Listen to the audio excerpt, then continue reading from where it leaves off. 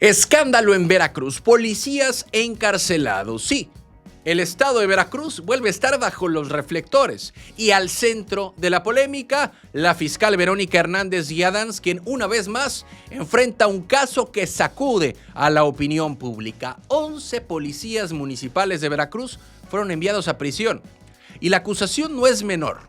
Omisión durante una balacera, un delito que no solo pone en duda el papel de las fuerzas municipales, sino también la coordinación entre autoridades locales y estatales. Este escándalo es tal que muchos ya lo llaman el caso Atoyac, un episodio donde el miedo, la corrupción o el desorden dejaron a toda una comunidad indefensa frente al fuego cruzado. Todo comenzó la noche del 27 de octubre en el bar La Victoria, ubicado en Potrero Nuevo. Ahí, un operativo de la Policía Ministerial terminó en una intensa balacera contra un grupo armado. Pero lo que vino después fue lo verdaderamente polémico. Mientras los ministeriales pedían apoyo a la policía municipal, los uniformados de Atoyac se negaron a intervenir. Y esa inacción fue suficiente para que la Fiscalía de Veracruz, encabezada por Verónica Hernández y Adams, actuara con mano firme. La Fiscalía General del Estado, a través de su sede en Córdoba, obtuvo la vinculación a proceso de los 11 policías acusados de incumplimiento de un deber legal y del ejercicio indebido del servicio público. 2 de ellos enfrentan además cargos por delitos relacionados con drogas. El juez de control ratificó la medida de prisión preventiva justificada dentro del proceso penal, lo que significa que los elementos permanecerán recluidos en el penal de mediana seguridad de La Toma, en Amatlán de los Reyes. Y aunque para algunos la decisión parece ejemplar, para otros abre un debate sobre el límite entre la obediencia, el miedo y la corrupción.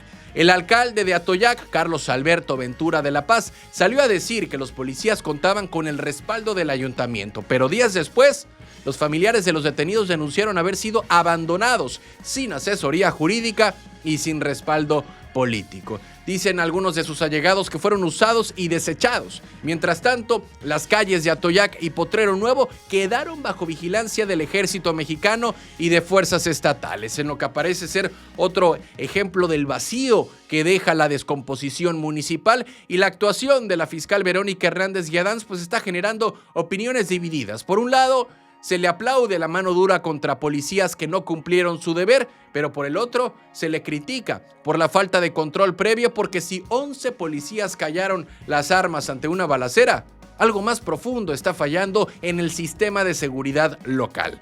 ¿Miedo, colusión o simple abandono institucional? Nadie lo sabe aún, pero el caso Atoyac podría convertirse en una prueba de fuego para la Fiscalía de Veracruz y su estrategia de depuración interna. Este episodio deja ver una verdad incómoda. Los policías municipales en muchas regiones de Veracruz operan sin respaldo, sin capacitación y muchas veces sin confianza en sus propios mandos. Y aunque ahora 11 de ellos están tras las rejas, la pregunta que pocos se hacen es: ¿quién o qué los puso en esa posición? Porque castigar la omisión es necesario, sí, pero prevenir el abandono institucional debería ser la prioridad. De lo contrario, cada operativo seguirá siendo una ruleta rusa entre la ley y la muerte. Y el caso Atoyac no solo habla de 11 policías encarcelados, habla de un sistema que sigue tambaleando entre la lealtad y el miedo. La fiscal Verónica Hernández y Adams tiene ahora la tarea de demostrar que su fiscalía no solamente castiga, sino que corrige, limpia y protege, porque mientras Veracruz siga viendo cómo sus propios guardianes terminan del otro lado de las rejas, la seguridad seguirá siendo más un discurso que una realidad. ¿Cansados de las mismas noticias de siempre? Con los mismos de siempre. Aquí lo contamos sin rollos, directo y diferente. Dale click a la campanita, suscríbete y entérate de lo que de verdad está pasando en Veracruz y en la política. Noticias locales. Quiebran taxistas en Veracruz.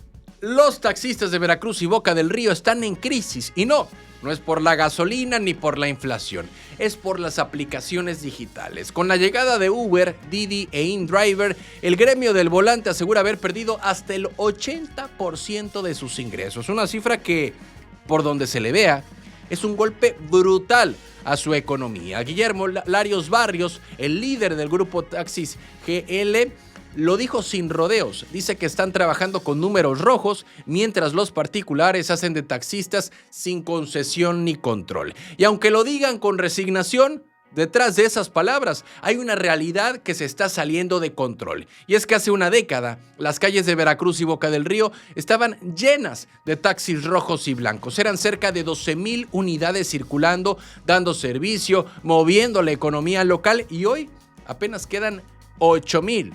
El resto desapareció, quebró o simplemente se rindió ante la ola digital. También Larios explicó que muchos ex-taxistas ahora prefieren comprarse un carro propio y trabajar por su cuenta, sin concesiones ni cuotas para el daño de la unidad. Y aunque eso les da libertad, también genera un vacío legal enorme, donde cualquiera con una aplicación puede ofrecer transporte sin control ni regulación. Los taxistas tradicionales denuncian que mientras ellos pagan permisos, revisiones mecánicas y seguros, los choferes de aplicaciones no tienen las mismas obligaciones ni gastos. Eso los deja en desventaja y los obliga a sobrevivir apenas con lo justo.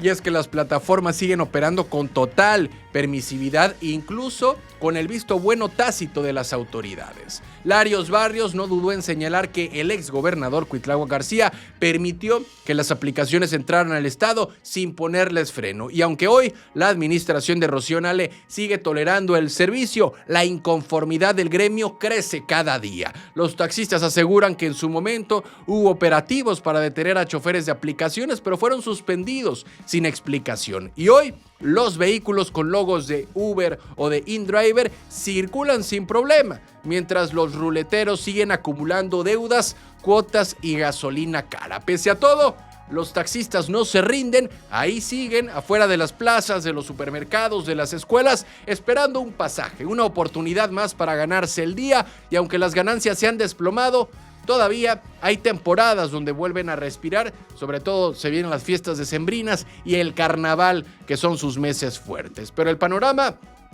pues no pinta fácil. Los taxis tradicionales enfrentan un modelo de competencia que parece diseñado para borrarlos del mapa, y el grito de los taxistas es claro: los están dejando morir. Y aunque la gobernadora Rocío Nale prometió orden en el transporte, la realidad es que hoy las aplicaciones mandan y los taxis sangran. La pregunta es si el gobierno seguirá mirando desde la banqueta mientras el volante veracruzano pierde lo poco que le queda de su ruta.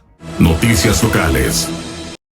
Caen fichas del gobierno de Cuitláhuac. Y es que tarde o temprano tenía que llegar el momento. La primera carta del sexenio de Cuitláhuac García tendrá que rendir cuentas. Guadalupe Díaz del Castillo, exsecretaria de Salud de Veracruz, ya no pudo esconderse detrás del amparo. La justicia le dio la espalda y ahora podría ser llamada a comparecer ante la Fiscalía Anticorrupción. Y ojo, porque no estamos hablando de una simple revisión administrativa, estamos hablando de la punta del iceberg de todo el relajo financiero y administrativo que dejó el gobierno de Cuitláhuac García. De un desorden que, según la Auditoría Superior de la Federación y según el Orfis, huele a dinero perdido, transferencias raras y millones que simplemente desaparecieron.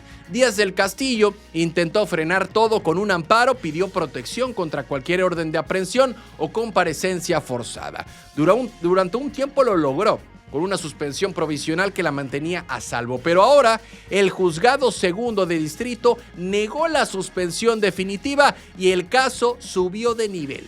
El primer tribunal colegiado en materia penal ya admitió el recurso de revisión, y lo que decida ese tribunal marcará un precedente. Si se confirma el sobreseimiento o si se abre la puerta para que la exfuncionaria enfrente de lleno las acusaciones. Y así que hay que decirlo, el problema no es solo legal, es financiero y en grande. En la cuenta pública 2024, el Orfis detectó un daño patrimonial por 83 millones de pesos solo en los servicios de salud de Veracruz. ¿Y en qué se fue ese dinero? En anticipos sin justificar, almacenes sin control y bienes que nadie sabe dónde quedaron. La joya del desorden fueron los 56 millones de pesos entregados a la empresa Grupo Antver para instalar sistemas solares y equipo hospitalario que hasta hoy siguen sin comprobarse. Coatzacoalcos, Jalapa, Córdoba, el Centro Estatal de Cancerología, todos con anticipos no amortizados. Un clásico.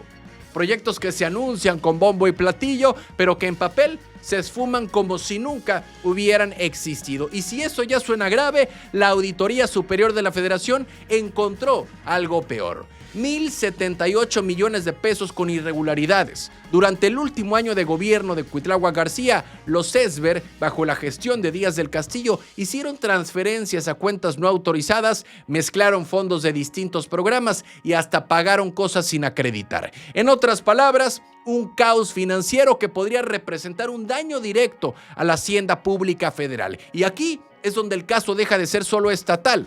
Ahora hay recursos federales involucrados. Eso significa que el problema podría escalar a nivel nacional. Y esto, más allá del tema legal, tiene una lectura política clarísima.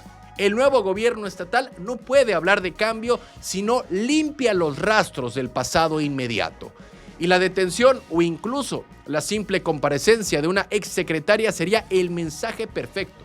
Ya no hay intocables. Pero también hay que preguntarse, ¿de verdad habrá justicia o solo estamos viendo el inicio de una persecución selectiva para calmar la presión mediática? Porque si se revisa a Díaz del Castillo, también habría que revisar a todos los que firmaron junto con ella.